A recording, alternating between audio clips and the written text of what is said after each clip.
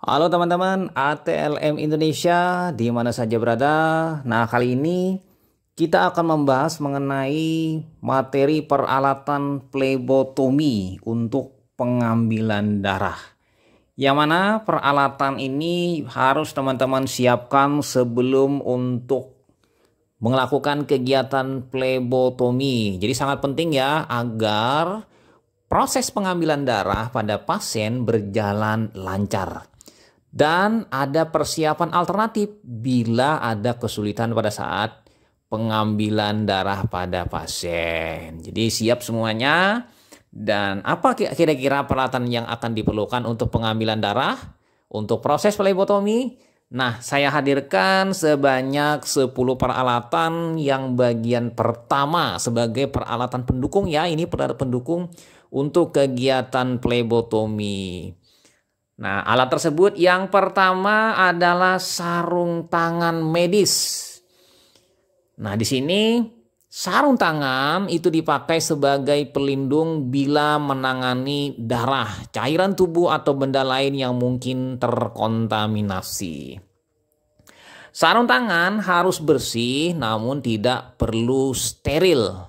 Di sini tidak perlu steril dan sarung tangan berfungsi untuk melindungi baik plebotomis maupun pasien ya. Dan pastinya sarung tangan itu harus baru dipakai untuk tiap pasien, satu sarung tangan satu pasien. Jadi pasien pertama kemudian lepas sarung tangan, ganti lagi dengan sarung tangannya baru untuk pasien kedua. Nah, di sini teman-teman pilihan yang paling utama menggunakan yang berwarna putih latex ya. Untuk pengambilan darah, ya kan, putih atau warna kekuningan. Nah, untuk yang berwarna biru bisa digunakan bila tidak ada yang berwarna kuning atau putih. Jadi bedanya kalau yang satunya karet alami, satunya yang karet dari sintetik dan tidak mengandung folder ya, folder atau bahan anti lengket seperti tepung. Oke, peralatan yang kedua adalah alkohol swab. Nah, alkohol swab di sini sekarang modern, jadi menggunakan kemasan yang sudah siap digunakan. Ya, namun dapat juga menggunakan alkohol yang diberi kapas giling ya, digiling bulat, diberi alkohol 70%. Nah, modern saat ini menggunakan isopropil alkohol 70% sebagai pengganti alkohol 70% atau etanol 70%. Ini dalam bentuk kemasan bantalan dalam kemasan tunggal. Nah, saat dibuka ya kan bantalan harus sepenuhnya jenuh ya, jenuh teman-teman dengan alkohol. Mengapa harus jenuh? Karena kalau tidak basah dengan alkohol berarti alkoholnya sudah hilang atau sudah mengering, jadi tidak bisa dipakai, jadi harus dibuang. Kemudian kita mengambil yang baru lagi. Atau mungkin pada saat kita menggunakannya, samplingnya tertunda, sehingga kita tidak bisa lagi menggunakan alkohol yang sudah terlamaan di ruangan dan mengering, jadi membuka yang baru lagi. Oke, alat yang pertama, kemudian yang peralatan yang ketiga adalah masker. Nah, masker di sini variasinya banyak ya, tapi yang paling ideal itulah masker medis atau masker yang digunakan dalam rumah sakit. Boleh saja juga menggunakan masker jenis lain seperti N95 tapi tidak lazim. Nah, masker di sini secara umum diperlukan saat sampling. Terutama pada petugas yang terkena flu, ya kan, atau kena penyakit ISPA, termasuk tertular misalnya TB paru. Namun dari sisi lain, petugasnya wajib memakai masker selama berada di ruang perawatan paru, terutama ruangan isolasi pasien dengan BTA positif. Nah, di sisi lain ternyata bisa juga penggunaan masker ini bagi petugas wanita yang sensitif dengan bau-bauan, terutama pada saat hamil. Jadi wajib memakai ini karena pada saat hamil mungkin sensitif dengan bau yang tidak sedap. Seperti pada kasus ya di ruang perawatan penyakit dalam dengan gangren diabetik ya aromanya wangi ya, wangi yang seperti bau-bau busuk, atau aroma mulut pasien yang bangun yang tidak terasa sedap. Jadi menghindari tersebut bisa menggunakan masker. Dan di era pandemi COVID-19, penggunaan masker merupakan hal yang wajib. Walaupun misalnya pasiennya tidak tertular, tapi terkait dengan masker ini bisa saja penggunaannya disesuaikan dengan kondisi saat ini. Oke, lanjut kita yang nomor 4 untuk peralatan lainnya, yaitu stopwatch atau timer. Stopwatch ini digunakan untuk pemeriksaan bleeding time dan clotting time di tempat pasien saat pengambilan darah. Jadi sifatnya bedside, sehingga diperlukan peralatan ini di dalam kotak pengambilan darah ya, untuk pasien yang khusus pemeriksaan ini. Apabila tidak ada dalam pasien yang kita periksa, tidak ada pemeriksaan bleeding time, clotting time, maka stopwatch tidak diperlukan. Stopwatch dapat digunakan berupa yang bentuk jarum, ya kan, gambar pertama, atau bentuk digital. Ya. Apabila tidak ada, maka digantikan oleh stopwatch dari handphone. Jadi teman-teman yang membawa handphone OS Android atau iOS bisa menggunakan stopwatch bawaan dari handphone. Nah, stopwatch digital itu lebih nyaman digunakan karena berupa angka dan terbuat dari bahan plastik, sehingga lebih ringan untuk membawanya ke ruang perawatan pasien. Selanjutnya yang nomor 5, peralatan apa lagi? Nomor 5 adalah plester luka. Nah, plester luka di sini dan bendeknya itu digunakan untuk menutup bekas luka setelah tusukan pada kulit. Nah, untuk bendeknya bisa menggunakan kasa ya, kasa yang dibasahi alkohol atau kasa kering. Nah, Hivavik atau Leukoplast dapat digunakan. Nah, keduanya ini berbeda bahannya tapi mirip-mirip saja, tinggal menyesuaikan. Nah, yang penting syaratnya untuk plester ini melekat kuat pada kulit dan mudah dilepaskan dari pasien ya. Sebaiknya dipotong terlebih dahulu agar mudah digunakan. Jadi potongan-potongannya memanjang ya, memanjang. Kemudian hati-hati ya, ada beberapa pasien yang alergi atau sensitif terhadap bahan perekat pada plester luka, sehingga lebih baik ditanyakan apakah dia alergi atau tidak, karena menyebabkan si pasien tadi mengalami reaksi alergi pada kulitnya. Kemudian kita pindah yang nomor 6, yaitu objek gelas atau kaca objek atau slide. Nah, objek gelas digunakan untuk membuat sediaan darah langsung pada kasus-kasus tertentu, misalnya kasus malaria dan filaria. Jadi di sini tunggal, tidak melakukan pengambilan darah pada vena tapi capillary. Jadi atau juga pada hapusan darah tepi atau juga pada hapus sumsum tulang. Jadi penggunaannya di sini penting juga ya. Jadi gunakan jenis clear ground 8G untuk area yang lebih luas, karena ini kaca objek yang bersih ya, yang tidak ada tanda-tanda atau yang lain-lainnya. Sementara kalau jenis prostat itu untuk pembuatan dengan pelabelan yang mudah, tinggal menulis di area prostatnya. Nah, pastikan kaca objek ini baru, bersih, dan masih bagus. Jadi kalau ada warna-warna pelangi atau gores-goresan atau yang mengalami kerusakan pada permukaannya, sebaiknya jangan digunakan.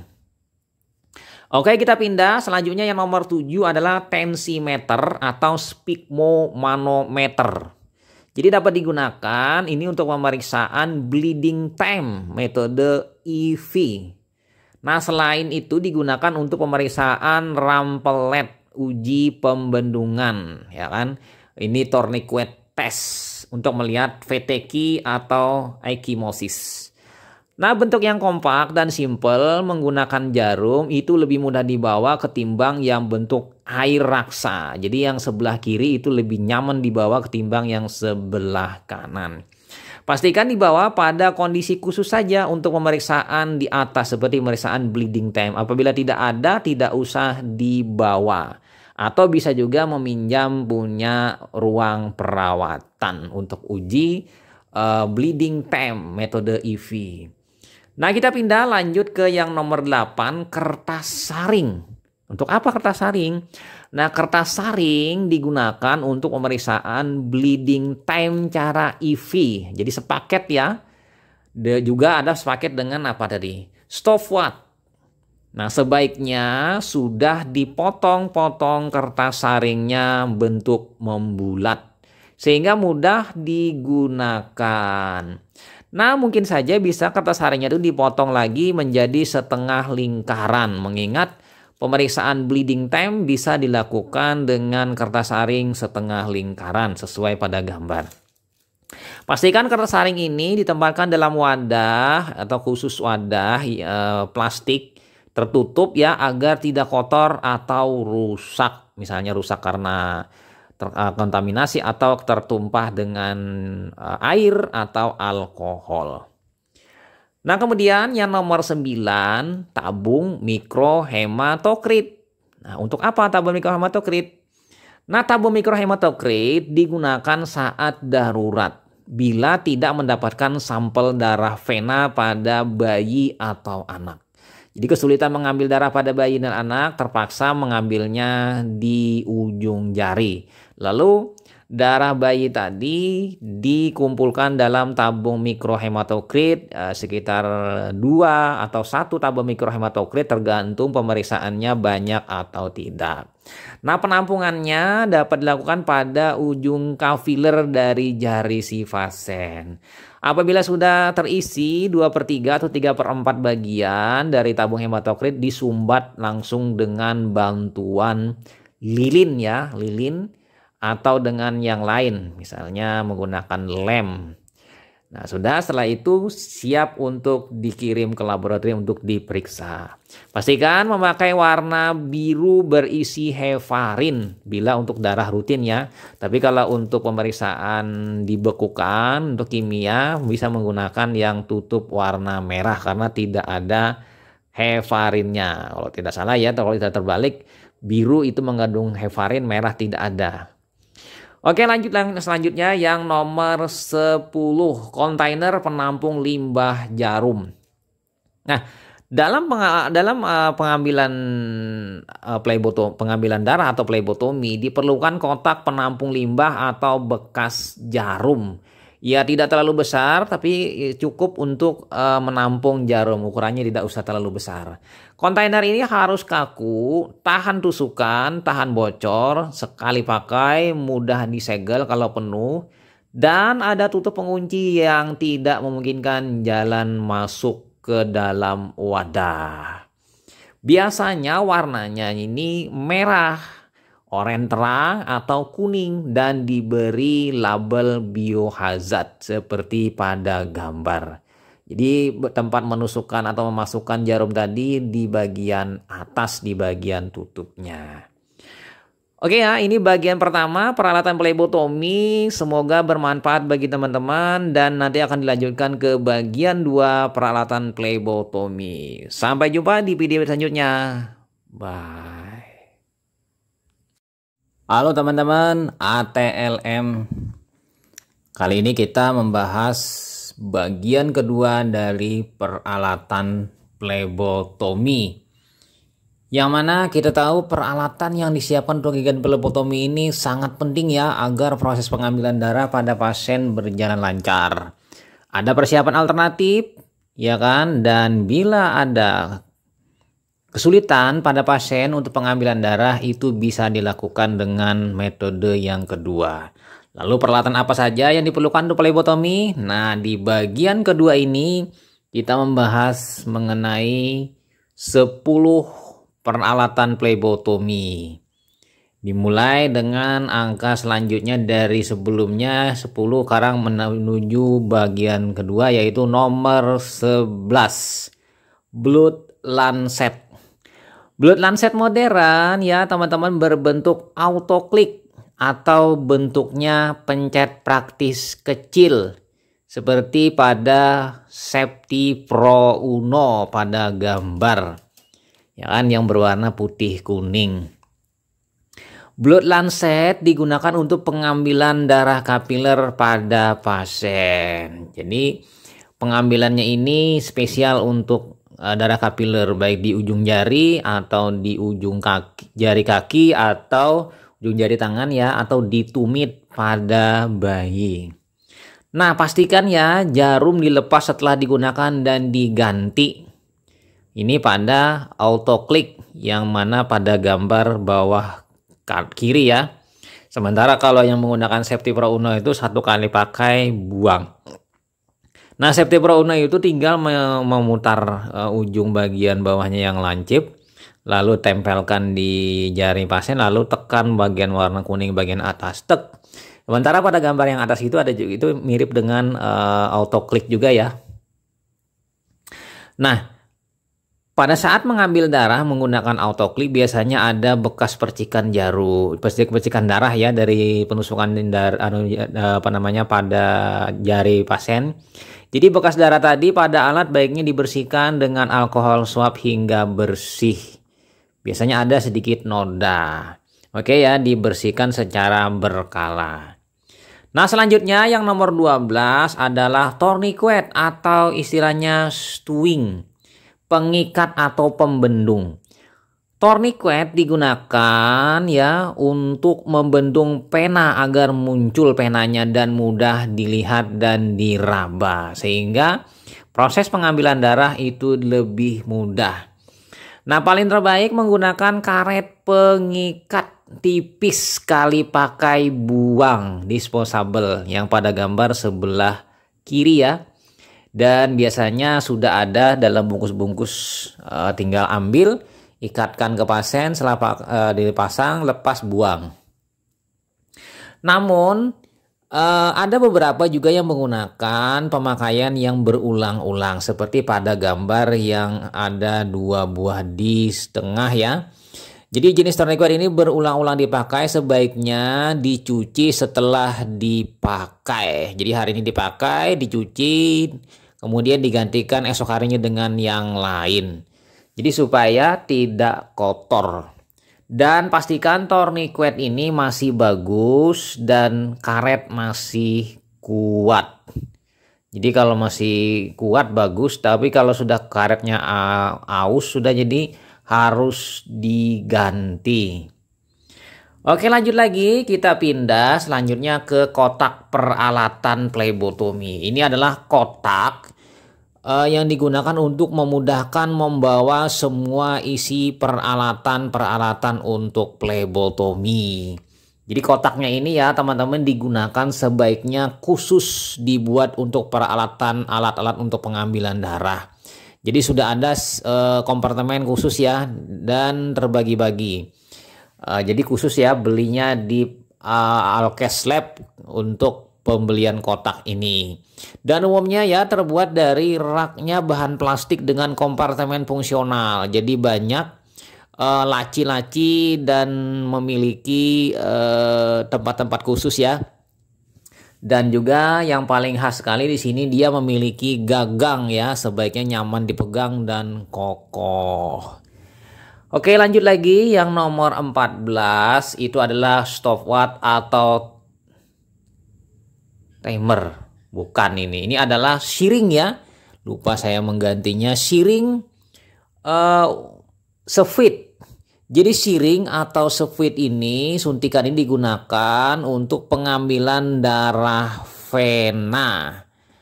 Pengambilan darah vena ya. Jadi dahulu masih menggunakan syring. Nah, syring ini disesuaikan ya teman-teman dengan keperluan. Jadi pastinya di sini lihat juga pada kemasan plastiknya masa kadaluarsanya. Nah, setelah dibuka bungkusnya lalu kencangkan persambungan jarum saat akan digunakan. Dan volume yang diambil itu disesuaikan dengan ukuran syring. Misalnya ingin mengambil 5 ml darah, jadi menggunakan syring 5 ml. Apabila 3 ml berarti mengambil syring yang 3 ml, bungkusnya berwarna biru, disesuaikan dengan warna jarumnya. Nah, umumnya menggunakan ukurannya yang paling banyak digunakan adalah 1 ml, 3 ml, dan 5 ml. Sementara yang 10 ml itu jarang digunakan atau mungkin yang lebih besar lagi sangat jarang. Nah, gunakan sekali pakai saja ya, disposable. Jadi penggunaannya sekali pakai buang. Jadi supaya menghindari terjadinya infeksi atau penularan penyakit. Oke, lanjut lagi. Selanjutnya yang nomor 15 itu adalah shiring khusus AGD, analisis gas darah. Jadi shiring AGD ini teman-teman ya khusus untuk pengambilan darah arteri pada pasien. Jadi tidak boleh digunakan untuk kegiatan lain. Jadi khusus. Dan kalau dari segi harga pun berbeda dengan shiring biasa. Ini jauh lebih mahal ketimbang shiring yang biasa.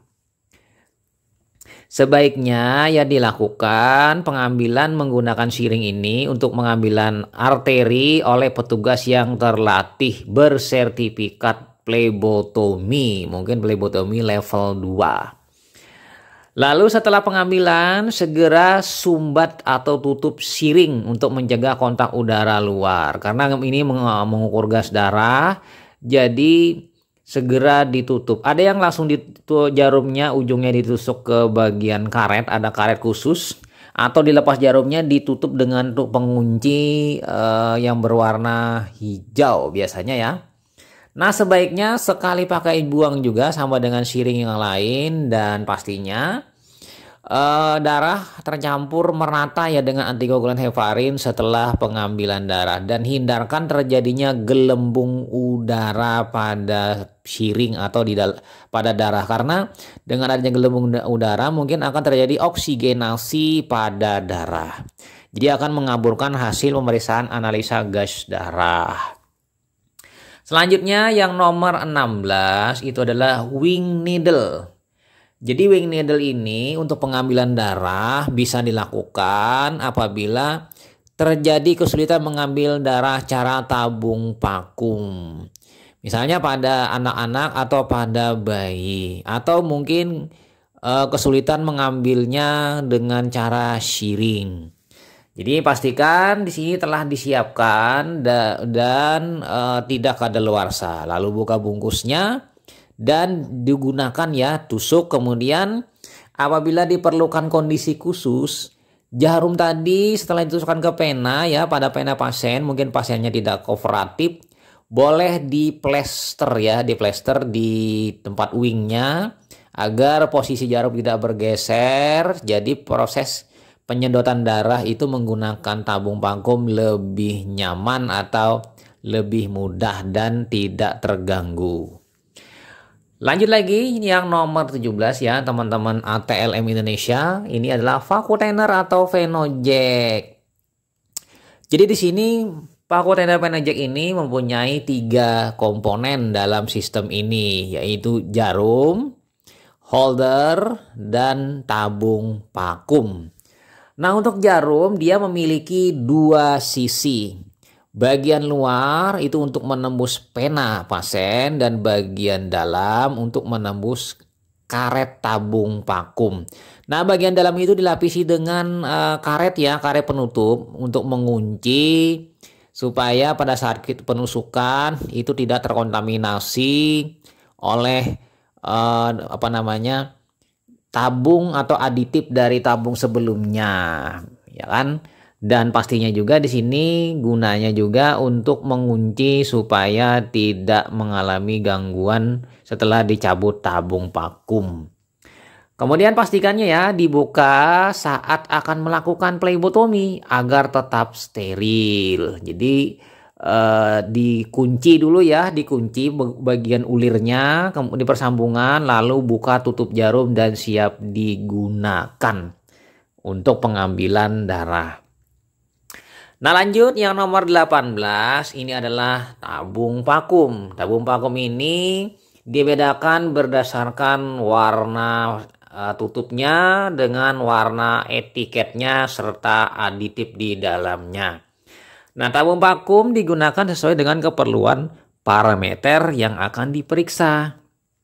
Misalnya ingin memeriksakan darah rutin atau darah lengkap, kita menggunakan tabung ungu atau lavender berisi EDTA. Kalau untuk dibekukan kita menggunakan tabung merah atau tabung kuning. Nah, tabung kuning digunakan pada prinsipnya untuk kasus sito di laboratorium IGD. Jadi memerlukan pemeriksaan yang cepat sehingga diperlukan pembekuan darah yang lebih cepat. Nah, umumnya tabung yang paling banyak digunakan biasanya ungu, lavender ya K2 atau K3 EDTA. Lalu tabung merah yang Flen ini ada dua, mungkin yang mengandung clot aktivator atau yang memang murni Flen tidak ada isi apa-apa. Nah, untuk yang kuning ini ada clot aktivator dengan zel separator, jadi untuk memisahkan bekuan dari serum. Sementara biru lain biasanya digunakan untuk pemeriksaan APTT PT untuk kasus-kasus pemeriksaan hemostasis. Sementara tabung vakum lain itu kadang-kadang digunakan dan jarang. Misalnya warna hitam, LED, abu-abu itu untuk pemeriksaan glukosa karena ada pengawetnya NAF. Dan hijau itu berisi heparin. Jadi ini ya tidak begitu banyak digunakan. Nah, tabung vakum itu ada teman-teman ada dua jenis, ada yang panjang, ada yang pendek. Tergantung keperluan. Kalau misalnya ingin volume darah yang banyak, gunakanlah yang panjang. Sementara volume darah yang tidak begitu banyak dan rutin, cukup menggunakan yang tabungnya pendek. Biasanya tabung pendek ini volumenya antara 2 ml sampai dengan 3 ml. Oke, lanjut kita ke selanjutnya yang nomor 19. Ini adalah tabung EDTA kecil. Nah, ada kalanya mengambil spesimen darah itu pada pasien kadang-kadang mengalami kegagalan sehingga didapatkan cuma sedikit. Entah penanya yang sulit dicari atau ditembus atau didapat atau terlalu kecil atau mungkin pada spesimen anak-anak yang kurang kooperatif atau pada bayi. Jadi digunakan untuk menampung darah dalam jumlah kecil yaitu kurang dari 1 ml dari pasien. Jadi ada tertera biasanya di situ 0,5 ml. Nah, sebaiknya dikocok darah tadi perlahan agar tercampur merata dengan EDTA segera setelah spesimen darah tadi dicampur atau dimasukkan. Dan jangan mengisi darah hingga penuh. Karena berdasarkan pengalaman ada yang pernah mengisinya sampai penuh. Karena itu tidak sesuai dengan EDTA yang ada di dalamnya sehingga EDTA-nya kurang, akibatnya terjadi sebagian membeku atau mungkin clamping pada trombosit sehingga kesalahan dalam penghitungan nanti dalam darah rutin. Oke ya, pastinya lagi tutup rapat dengan mengunci, jisnya ada kayak pengunci itu agar tidak tumpah. Ulir ada juga yang dalam bentuk ditekan ya. Untuk yang tekan itu yang bagian bawah 2 di bawah, bagian 2 di atas itu gambarnya itu adalah yang ulir dengan mengunci. Nah, lanjut lagi yang terakhir ya teman-teman untuk peralatan plebotomi yaitu jarum dari syring, jarum extension. Nah, jarum di sini yang digunakan umumnya ukuran 21. Itu kodenya warna hitam, plastik holder jarumnya. Sementara 21 maksudnya hijau ya, 22 itu hitam, 23 itu biru. Kemudian 25 itu warna oranye dan 27 itu warnanya agak seperti ungu-unguan ya, ungu-unguan. Nah, jarum itu dalam bungkus ini biasanya berguna apabila saat plebotomi gagal menusuk pena. Jadi tusukannya gagal sehingga harus ganti jarum. Jadi jarumnya dilepas kemudian dipasang jarum baru dari bungkusnya. Jadi cukup ganti jarumnya saja ya, tidak perlu ganti syringnya secara keseluruhan. Nah, pastikan lagi penggunaan jarum sesuai dengan volume syring yang digunakan. Misalnya 3 ml harus pakai jarum 23. Walaupun boleh menggunakan jarum 22, tapi tidak masalah ya. Kecuali misalnya 5 ml itu jangan menggunakan jarum nomor 27 atau 25 karena terlalu kecil jarumnya. Sehingga proses pengaliran atau penyedotannya ini lambat dan mungkin berisiko hemolisis. Tapi kalau jarumnya naik ukurannya tidak begitu masalah. Misalnya 5 cc dipasang seharusnya 22 tapi dipakai 21 itu lebih bagus karena ukuran jarumnya lebih besar. Oke, yang kira-kira teman-teman sebanyak 10 peralatan phlebotomi bagian kedua. Sehingga bila ditotalkan dengan bagian pertama tadi, sebelumnya ada sekitar 20 peralatan phlebotomi yang harus disiapkan atau digunakan untuk melakukan pengambilan darah atau baik pena atau catheter atau arteri di ruang perawatan pasien atau mungkin di laboratorium poliklinik. Sampai jumpa di video-video selanjutnya. Saya Ahmad Le pamit. Bye.